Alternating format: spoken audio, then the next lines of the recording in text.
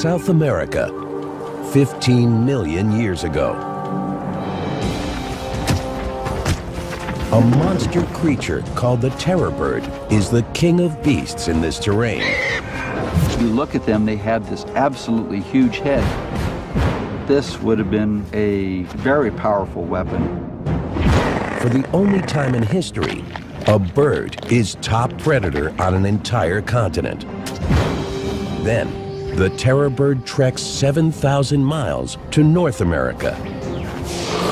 Here, fierce wolves and saber-toothed cats rule the land. And the giant bird has a fight on its hands. In this epic conflict, who would prevail? The birds from the south or the beasts of the north?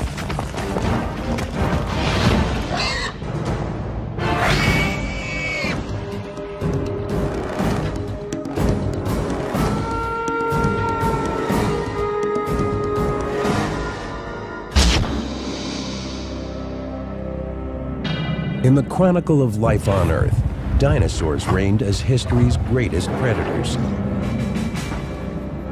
They ruled the planet for 150 million years, but came to a sudden end 65 million years ago.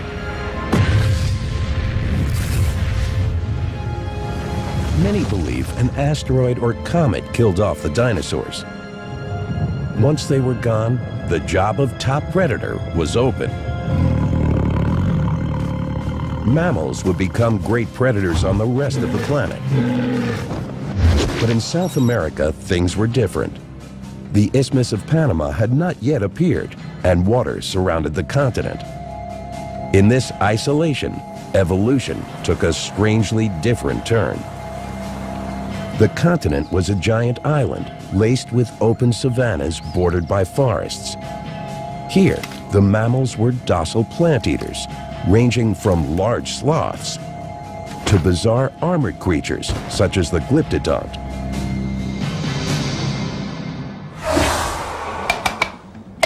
In this setting, the role of top predator went to a family of freakishly monstrous birds. Today, we call them the terror birds, and they ruled for 58 million years. If you look at the head, is enormous, like in all terror birds, and the bird would have been able to strike with enormous force, and such a force that by hitting a prey, it would have possibly killed the prey almost instantly. How could birds have attained such power? Evidence of the true nature of these enigmatic beasts is found first in fossil beds and later in scientific laboratories. But the terror bird family remains largely a mystery. The fossil record reluctantly giving up clues in an ongoing investigation that began more than 120 years ago. The year was 1887. Paleontologist Florentino Ameghino wrote of a fossil unearthed in Argentina's Patagonia region. It was part of a strange toothless jawbone from a skull that would have been 2 feet long. So big, thought Ameghino, it must belong to a mammal. Then, in time, with more discoveries and more studies, he realized that he had made a mistake. It took scientists another 4 years to identify the big predators as birds. The key clues were in the center of the fossil bones themselves. Dr. Luis Chiappi is one of the world's foremost experts on these creatures. He studies terror birds at the Natural History Museum in Los Angeles. Sometimes it's not easy to tell apart a bird bone from one that is either of a mammal or another reptile. But one thing that in general is quite consistent is that bird bones are hollowed and they have very thin walls, as opposed to the bones of reptiles or mammals that are not. Here on my right hand, I have the bone of a crocodile, and you can see the difference. In time, a scattering of other fossils was discovered. Birds, yes, but what kind? They were undoubtedly big and certainly flightless. And then, skulls with sharp hooked beaks turned up, meaning these were monster carnivores. When they finally found a complete skull of a terror bird, they knew then that it was not a toothless mammal, but that in fact it was a predatory bird, and a gigantic predatory bird.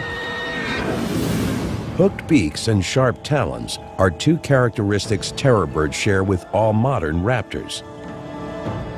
But scale it up to the size of a 6-foot, 400-pound bird, and the result is frightening. In the 100 years after the first discovery, scientists collected enough fossils to identify 17 different species of terror birds. They varied widely in size and lived at different times during a period nearly 60 million years long.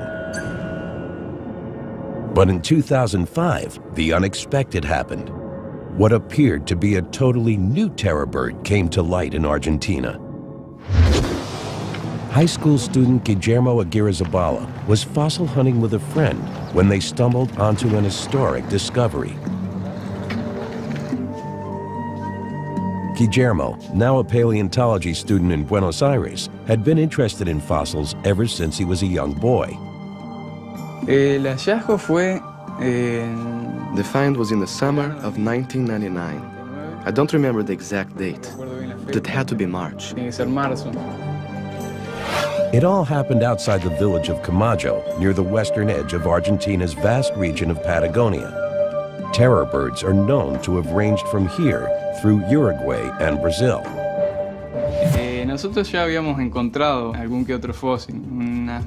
We had already found some other fossils, so we knew where to look and how to recognize fossils. This one in particular was almost completely covered. When we found the first pieces, we made contact with the Paleontology Museum in Bariloche. That's where we learned how to dig around the fossil and extract it. Guillermo and his friend carefully covered their find and took it 40 miles away to the town of Bariloche.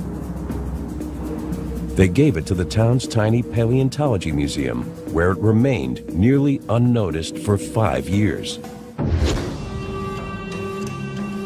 When Luis Chiappe learned of the find, he led an international team to determine the new specimen's place in the family of terror birds.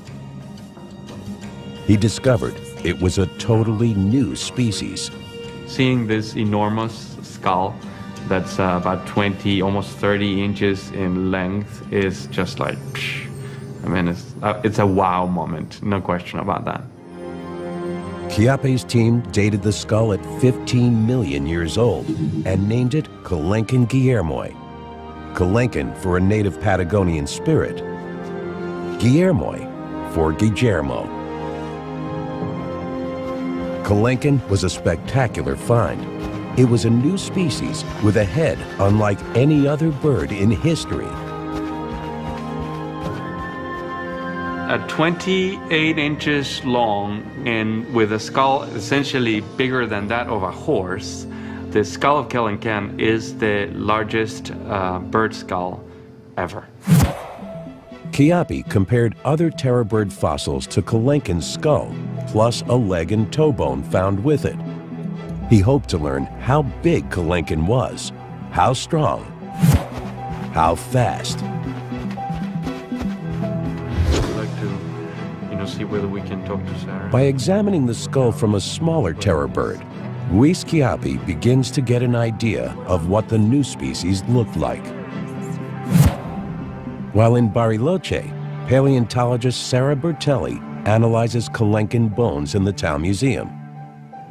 Comparing measurements of these few specimens with other terror birds, they can estimate the critical dimensions of Colencan itself.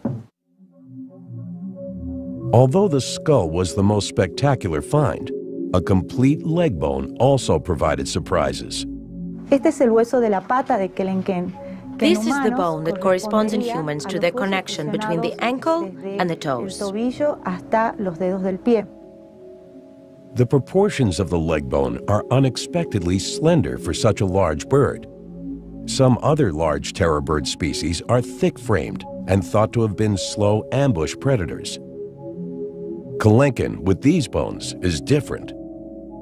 Por eso, en las aves de terror, que son In the largest and heaviest terror birds, this bone is short and stout, but in the faster birds, this bone is long and slender. That's why we think Kelenken was a fast runner. lo cual nosotros pensamos que era un corredor. Kelenken is among the tallest and fastest in the terror bird family. It weighs in at 400 pounds and stands 7 feet tall. It stands on slender but muscular legs, hinting at a fast running speed. From beak to tail, it's 9 feet long. But when seen from the front, it appears surprisingly narrow at 18 inches wide, perhaps less obvious to prey animals on the lookout. But Bertelli discovers that the bird's sheer size takes a back seat to the enormous strength of its bite. The bones of Kelenken's skull bear scars of massive muscles attached to the temples, a clue to the power of its gigantic jaws. These muscles control the bite force in most animals and represent one of the things even humans have in common with terror birds. Si colocamos nuestra mano en esta zona, If we put our hand up here and open the jaw, we can feel the contraction of the temporal muscles. la contracción de los músculos temporales. Estos músculos, la cicatriz dejada por estos músculos en el cráneo. The scars left by these muscles occupy a large part of the skull's roof. That gives us an idea of the tremendous bite force this bird had. Tremenda fuerza que tenía esta ave al morder. Another set of scars reveals powerful neck muscles. With such strength, the terror bird was fearsome in lashing out viciously with its frightening beak and its nail-like hook. The terror bird, using its head as a pickaxe, would plunge the nail of the beak into the prey animal, and it would slice through meat, but also through certain bones. A terror bird's head was a killing machine, a weapon propelling it to the height of power, becoming South America's unchallenged apex predator.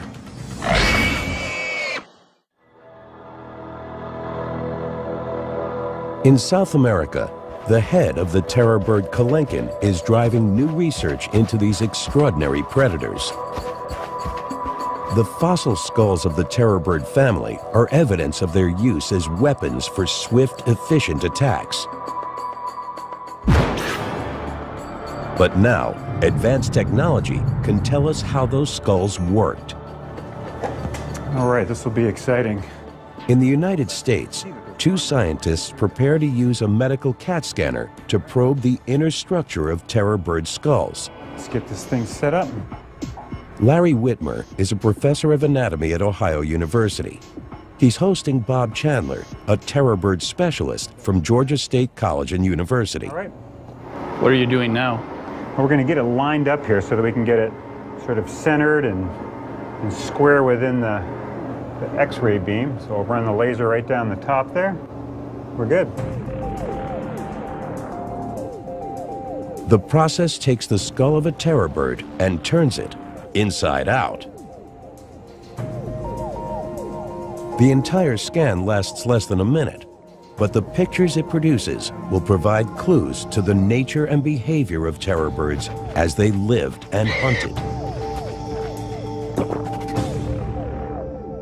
One thing we can tell by looking at this skull is that this is a relatively very strong skull. We can see that this pillar in front of the eye socket is really tall and strong. We see this bar along the cheek line right in this area is also tall and relatively thick, suggesting that the skull was built for both delivering and withstanding relatively large stresses. A fact that the peaceful plant-eating Homolototherium may have experienced firsthand as it faced the terror bird Kelenken. The Homolototherium was certainly one of the potential prey items for the Kelenken. It's a hoofed animal that really has no modern relatives. Slow on its feet, the 600-pound Homolototherium outweighed Kelenken by 50%. The kill required a specific strategy. One of its possible strategies would be to go for the base of the skull and to try and paralyze the animal.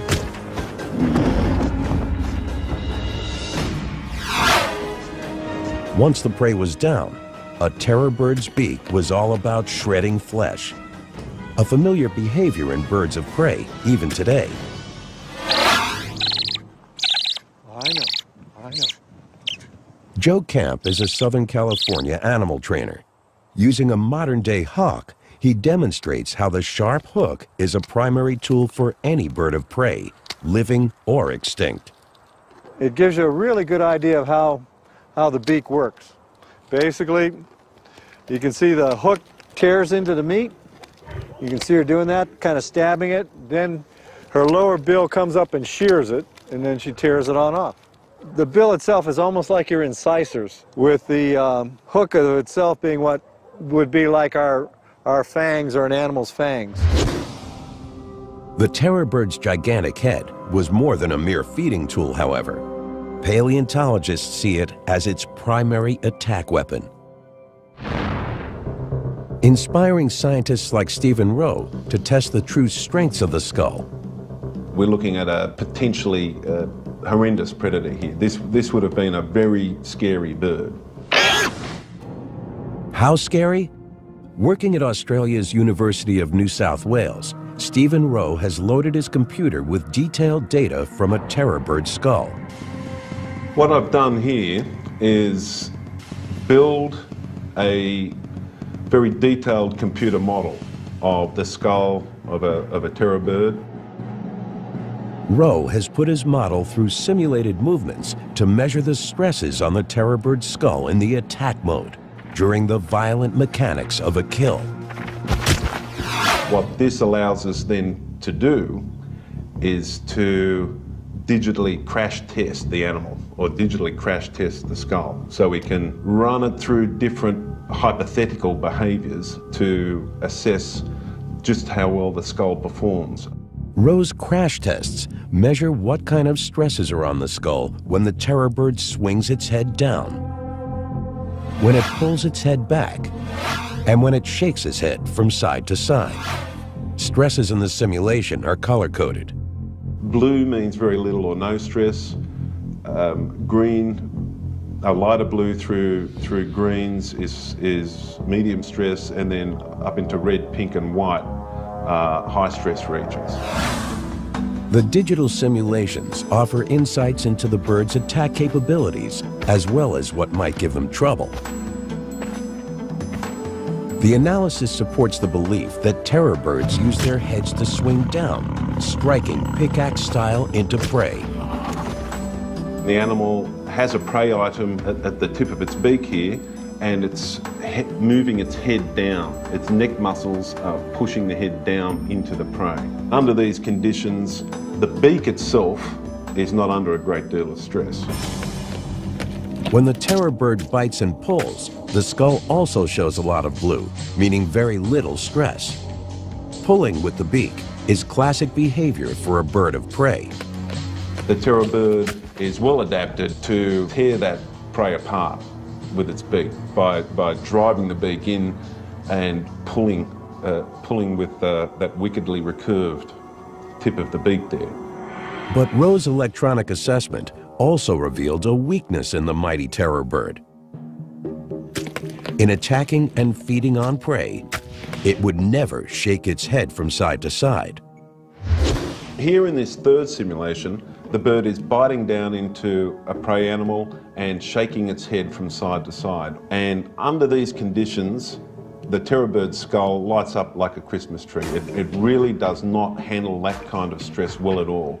While Rowe's simulations show how the hardware of the terror bird's head was used, Whitmer and Chandler are reaching beneath the skull's surface to uncover clues to the creature's behavior. But here, I mean, it makes this complete shield across the top. The CAT scan goes beyond the beak, delving deeply into the terror bird's head with unexpected results. Well, one thing that the CT scan showed was really quite a surprise, and that is, if we look on the inside here, is that within the beak was a large hollow cavity. This was completely unexpected. It was completely hollow, which raised the question, why would they have this completely hollow structure? One thing I think could be going on here is that this bill, this hollow bill, was a resonating structure. They may have actually used, like some birds do today, sort of clacking movements of their jaws that would have resonated within this large hollow space. The clack of the terror bird may have been a familiar sound on the prehistoric savannas, but what was its purpose? A mating call? An alarm signal? The CAT scan can't answer those questions, but it can show us how well terror birds could hear such sounds. Well, let's zoom in here on the ear and see if we can see what's going on here. None of the terror bird's soft tissue remains, but the spaces left by organs like the brain and inner ear show what they looked like in exquisite detail. This is called the cochlea, and that's the hearing organ. What this tells us, it's very long and straight. The great length of that suggests it was potentially able to discriminate sounds well. And it's in the inner ear that the CAT scan reveals the critical system controlling the terror bird's superb agility. What we can see in terror birds are a series of long, delicate, thin canals. What this suggests to us, it had very sophisticated sense of balance and making the quick turning movements that a pursuit predator has to make. What we see here is the neural equipment that allowed that to take place. A small animal scrambling to hide may have had little luck, as the terror bird would easily scoop it up and swallow it whole. A shocking example of instant gratification. If this was part of terror bird behavior, they may also have coughed up pellets of undigested fur and bone, as predator birds do today. If computer-generated images of its ear canals can tell us the terror bird was such an adept hunter, what can we learn from the same kind of pictures of its brain? Besides being larger than other animals, the terror bird brain was hardwired for eyesight. Large optic lobes, as well as expanded higher brain centers, work together to receive and process what the terror bird sees, all critical for targeting and attacking prey. There is also the surprising lack of any sizable olfactory bulb, meaning it did not make much use of smell, which strongly suggests it was a highly active predator rather than a scavenger. Some large carnivores, bears for instance, are also scavengers, relying on their sense of smell for finding dead meat. The CAT scan tells us terror birds were not members of this club. This animal clearly was not emphasizing the sense of smell. What we see here is the brain of a predator. What might have been going on inside its brain when the terror bird came across prey such as the glyptodont? The glyptodont is certainly one of the most distinctive South American mammals with this solid bony armor. The glyptodont that lived at the time of the Kalenkin was about a 200-pound animal. It's completely covered with armor over its back, surrounding its tail, and on the top of its head. So you're talking about an animal that would be very, very difficult to kill simply because often this bony armor might be an inch thick. Here is where terror bird brain power comes into play. Now, although we sort of have this joke about bird brains being small, this is actually a relatively large brain, and these higher centers here are the cerebral cortex. And what we can see in this terror bird is that these are expanded. And what that tells us is that this animal, in fact, did have some capacity to deal with unique things and little wrinkles in its environment. This is an animal that could potentially do some problem solving. And the thick-shelled glyptodont was definitely a problem. I visualize the Kalinkin sort of walking around this glyptodont, trying to figure out how it's going to get to it, and basically sort of cocking one eye, checking it out. Finally, after studying the glyptodont long enough, I think the terror bird could have figured out that if it got its foot underneath the edge of the animal's shell, it could flip it over on its back and expose its soft underbelly.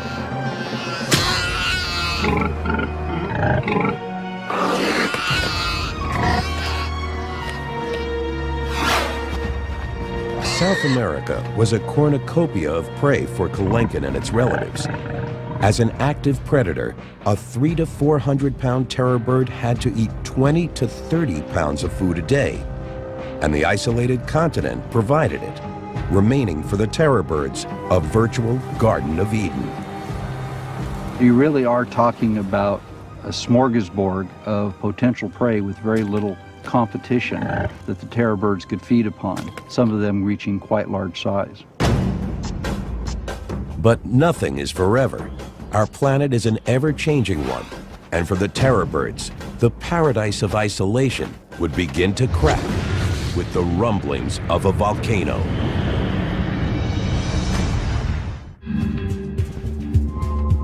Until 1961, scientists thought terror birds lived only in South America.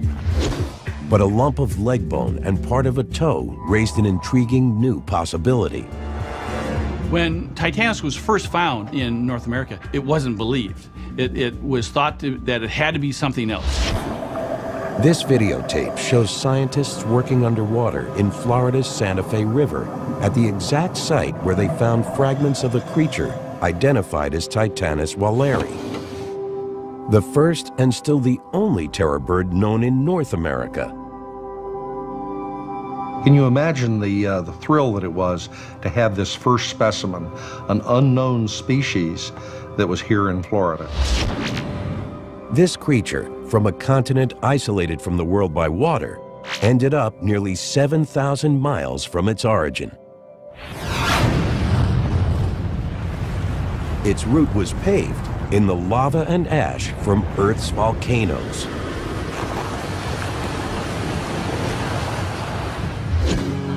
Oh, this is a big volcanic ash, a lovely piece of ash. Really very In Central Oregon, geologist Greg Ritalik shows paleontologist Jordy Duckler how volcanoes can quickly change a landscape. Part of a big eruption. It's a rather unusual kind of volcanic eruption. Ritalik says the deposit in Oregon was created by an ancient eruption in the Pacific Ring of Fire, a string of more than 400 volcanoes ringing the Pacific Ocean from New Zealand to Chile. Part of that ring is in Panama, where North and South America were once separated by a water gap. The two continents were joined by volcanic activity in the Central American Isthmus in the late Miocene when the terror bird was on the march. The connection was formed largely from lava-producing volcanoes rising from the sea, as well as the uplifting of tectonic plates. But there's more to the story. The native jungles of the new land in Central America were not the kind of environments through which terror birds would have migrated. That's where volcanic ash deposits like the one in the Pacific Northwest come in.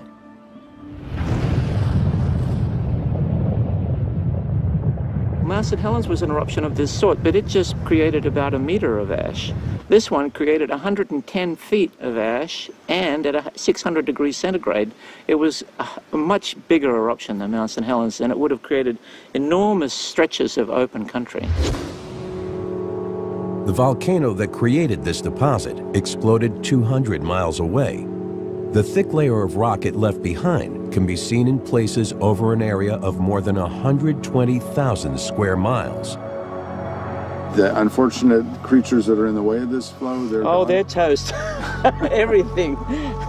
There are trees, animals, all sorts of things. They're just burnt to a crisp. There's no sign of it. 600 degrees centigrade, that's more than a crematorium. How fast are we talking about in the motion? Anything you could outrun? Well, no, they couldn't outrun this. This is death on wheels. Between 3 and 5 million years ago, eruptions like this in Panama resulted in what Ritalik calls instant land resurfacing, destroying jungle and briefly giving terror birds pathways to the north. So for the short period of time when the plants come and recolonize this devastated landscape, there's a lot of open country for open country creatures like terror birds, for example. If the terror bird encountered eruption of this sort, if it survived it, it could migrate through that new country for 200 or 300 miles. The bones of Titanus in Florida are strong evidence showing that terror birds use the Isthmus of Panama to migrate to North America.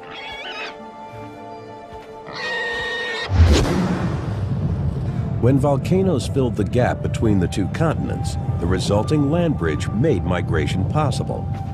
The birds expanded into familiar savannas, now accessible by the new route. I think terror birds are like many other species that if the habitat is present, they'll try to occupy as much of it as possible. Since the original discovery in 1961, only a handful of North American terror bird fossils have been found. Presently, in North America, there are 42 specimens of Titanus. 41 of those specimens reside here at the Florida Museum of Natural History. Without a skull or any other large fossils, it's almost impossible for experts to piece together a complete picture of the North American terror bird. All they have to work with are scant bone fragments. Irv Quitmeyer calculated the key dimensions for Titanus by comparing the proportions of its bones to other terror bird species. For instance, he used the base of the Titanus leg fragment to figure out the whole bone's length. When we examine this bone, we see that it's quite broad, and such a base must have supported a long shaft of bone and a tall bird. The way that this would work can be illustrated by using these lumps of clay and ruler. In a small base, this would just fall over. So it needs a large base in order to hold it in place, and with a smaller one here. So, a large base, long shaft of bone, tall bird. Smaller one with a smaller shaft, smaller bird. Quitmeyer's numbers game involved comparing measurements from 16 different terror bird species. He even investigated the South American Seriema, the terror bird's closest living relative. The calculations provided the critical dimensions needed to build the Florida Museum's spectacular metal skeleton of Titanus. A complete view of the terror bird as a whole. Scientists concluded that Titanus was strikingly similar in form to Kelenken, the tallest of the terror bird species. But Titanus is about 20% shorter. The smaller size may have made it faster and more agile. The terror birds that came north were part of the Great American Interchange, a broad exchange of species between North and South America by way of Panama. The terror bird needed its speed for the new prey it encountered. Chasing a swift horse would have been a challenge for Titanus. The fastest running birds in today's world are ostriches. Similar in shape and size, they offer us a way to figure out how terror birds ran. Some terror birds compare very well in terms of their limb proportions to an ostrich. And so you would be fairly confident in reconstructing terror bird locomotion as something like that of an ostrich. Since ostriches can easily run 30 to 40 miles per hour, they're not easy to pin down for a demonstration of their technique. So, biologist Kevin Middleton has invited gymnast Henry Holloway to the University of California campus in San Bernardino to explain how creatures like ostriches or terror birds can run so fast. Holloway will show how his human legs can work just like ostrich legs with the help of some special equipment. It's a jumping stilt. This is an aluminum frame with a carbon fiber leaf spring that's gonna give you back what you put into it. The jumping stilts will allow Henry to run like an ostrich by mimicking the long, springy tendons in the bird's legs. But the anatomy of the bones is part of the equation as well. This is the thigh bone, the knee, the shin, and the foot. In a bird, the foot would be much, much longer. And then when Henry stands on his toes, this is how a bird runs, on its toes. The longer foot is important because it gives greater leverage for the muscles and allows longer strides. The apparent backward knees in a fast-running bird are really the animal's ankles. It's a dramatic illustration of how long those foot bones are and how much leverage they supply. Let's do it. For Henry Holloway, the high-tech jumping stilts essentially lengthen his short human feet, giving him the ability to run like a terror bird. Go!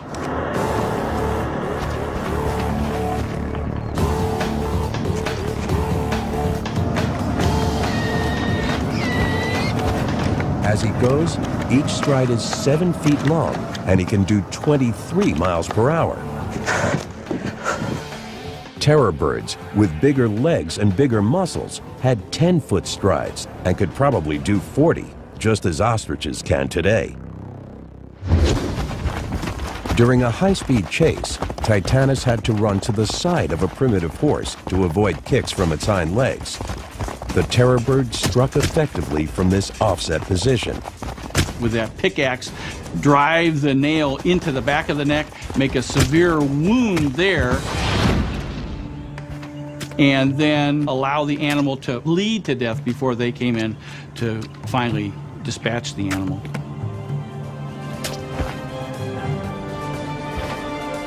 But life would not be easy in the new continent for Titanus. It was about to make first contact with the local predators in the north. These were new competitors without fear, but then they had never faced the power of a terror bird.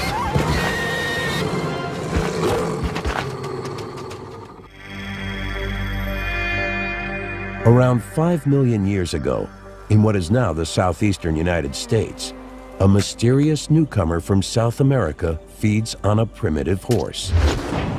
The terror bird was the top predator in its ancestral home. But here in North America, it has competition from creatures it never encountered before. At the same time that Titanus was here in North America, there was a small wolf-like animal called the Edwards wolf. Not as large as gray wolves today, but larger than a coyote. Hunting in a pack, the wolves are there to steal the terror bird's prey. But this is a challenger they've never seen. They depend on instinct and spread out. This is a battle for attention. Who can divert the attention of the other combatant and in which direction and for how long? If you're distracted long enough to have to fight one wolf, there's not really a chance that you can expend your energy keeping the other wolves at bay. Modern wolves are known for wearing down their targets, and their prehistoric cousins were likely the same. I think probably the defining moment is when the Titanus feels like its life is endangered. Once the terror bird gets the idea that it's, in a sense, outnumbered at a strategic level, it's probably not going to expend its energy over that carcass. It's probably going to divert its energy somewhere else. The crisis is critical for Titanus. As the wolves close in, its attention turns to escape. Neither side can sustain the tense standoff, and one swift exchange will prove decisive. Making a willing sacrifice, the wolves prevail. Lesson learned, the terror bird withdraws. Its native intelligence driving it to change its hunting strategy. So I could certainly see a terror bird after its first encounter with a pack of wolves possibly realizing that it's not worth the fight, it's going to lose in the long run, and eventually start developing avoidance behavior that if it kills something, the wolves come along, it's probably going to give it up rather than risking itself becoming a meal as well. Predators also posed a danger to terror bird eggs. Scientists believe they were similar to the eggs of ostriches, which are eaten by modern predators. In today's world, predators may be able to scare ostriches away from their eggs. Prehistoric predators, however, may have had to wait for a terror bird nest to go unguarded. If terror bird eggs were like ostrich eggs, how strong were they? To test the notion, we placed a wooden plank on a single ostrich egg and added iron weights 25 pounds at a time. The plank concentrates all the weight at one point on the shell. But even with this stress, the egg supported 175 pounds before finally breaking under the load. But the strength is illusory. An egg dropped from 2 feet cracks easily. One egg rolled against the other does the same. An Edwards wolf may have needed no more than a little persistence to crack a terror bird egg to get to the tasty meal inside. But Titanus also faced other predators in North America. Among the most dangerous was Smilodon gracilis, a smaller ancestor to the giant saber-toothed cats that would arise within the next epoch. A modern-day encounter between cheetahs and ostriches may mirror the way ancient cats avoided adult terror birds. Their chicks, however, were another story. You can certainly visualize a female terror bird with her chicks out for a stroll. One of the chicks wanders a little too far away from the group. Saber-toothed cat jumps out, grabs it, has terror bird chicken dinner. Not so fast. Mother terror bird springs into action. If the saber-toothed cat can't escape, it's going to go into offensive mode itself, use its claws to go for the breast of the animal. But here, the terror bird has superior weaponry. It strikes with its giant head again and again. The cat is killed. But too late to save the unlucky chick, lying nearby with a broken neck. Life in North America must have been more difficult for the terror birds than it was in the South. Here, it faced predators like the cats and wolves, destined to evolve into the giant megabeasts of the future. These new competitors threaten the terror bird's very existence.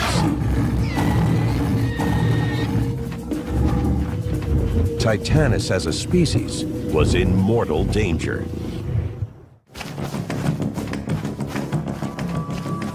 The reign of the terror birds lasted nearly 60 million years. They were top predators in South America and adventurous immigrants to the north. But their extinction is a complex puzzle that scientists are still trying to unravel. Trying to come up with a good, simple explanation for the extinction of any group of animals is very difficult. One factor may be the Great American Interchange, the mixing of species migrating between North and South America, making life for terror birds more difficult. One of the things we can look at is lack of competition with other predators, and the fact that once you start getting North American predators, dogs, cats, things like that, there's increased competition for a food supply.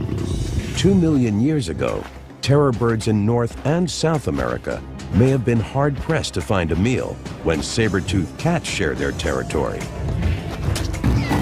The pressure from predators and competitors may be two factors in the terror bird's extinction, but there's also a larger picture. It's my opinion that the terror birds were not outcompeted by mammalian predators, but in fact it was a global change in climate. 2 million years ago, the Earth entered its series of ice ages. The glaciers in the north tied up ocean water as ice. The sea levels dropped, which lowered the groundwater table in places like Florida, where Titanus lived. The landscape dried out. It's going to have a lot drier vegetation. This affects what's available for its prey to eat.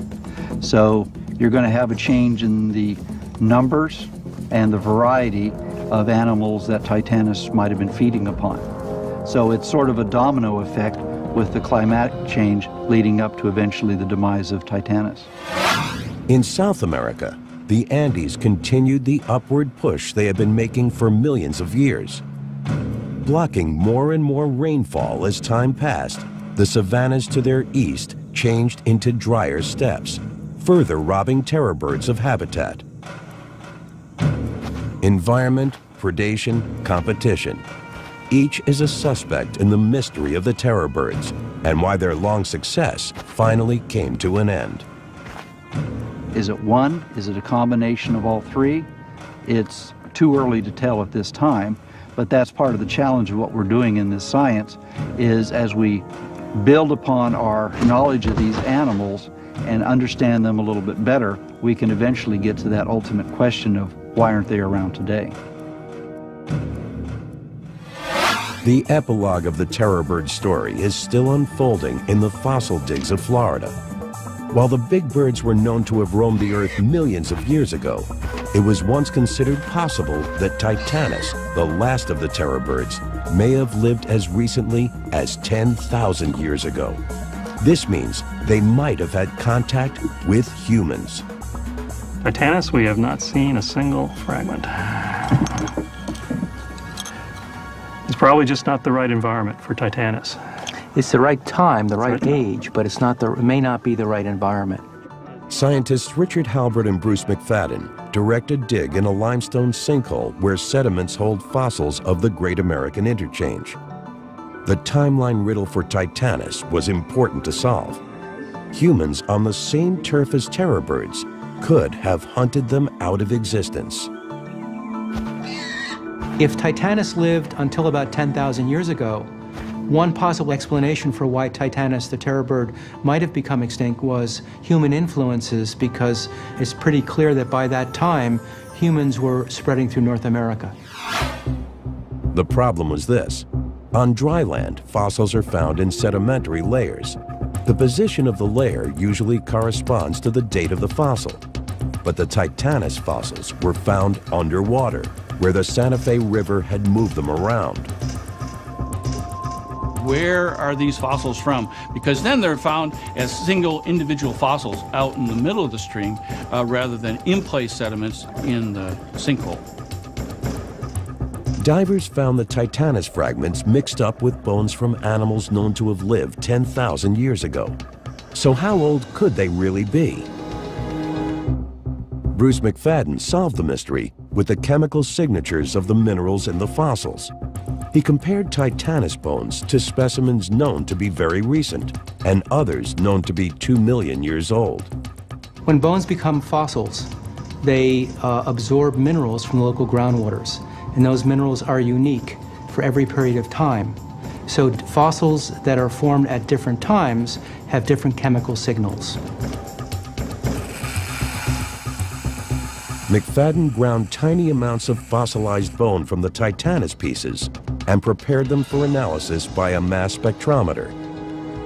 The result gave him a clear profile of the chemical elements in the terror bird bones. Conclusive proof that it lived long before ancient man reached North America. And we have two basic patterns. We have a pattern for the very young bones that are about 15,000 years old. And then we have another pattern of bone, which actually is up here, that represents animals that are 2 million years old. And the Titanus specimens plot exactly over the concentrations of elements of the 2 million-year-old fossils. But amazingly, the story didn't end there. The terror bird had more to tell us about its survival in the north. McFadden also found that a Titanus fossil from Texas was not 2, but 5 million years old. It means the terror bird lasted in North America for at least 3 million years, a long run for any species. It's a remarkable statement of adaptation and a fitting last act for this spectacular family of predators. Despite a wide range of new competitors, Titanus was the proud successor to the terror bird legacy. In its final home in North America, it didn't just survive, it thrived.